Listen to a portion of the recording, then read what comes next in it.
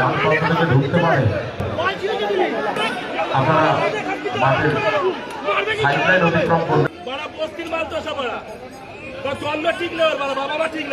রেখেছিল ওখানে আপনার উদ্দেশ্যে, কিন্তু বিপক্ষ দলের ডিফেন্সিভ বলকে ক্লিয়ার করেছে। এখন আমাদের পলিসে পায় বল, চমৎকারী স্কিল ওখান থেকে ফাউলের নির্দেশ।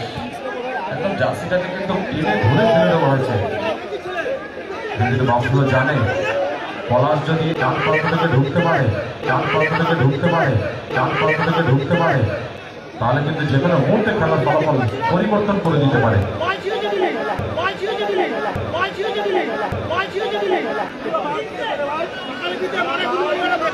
ম্যাচ অফিসিয়াল যারা আছেন আমি অনুরোধ জানাবো, আপনারা মাঠের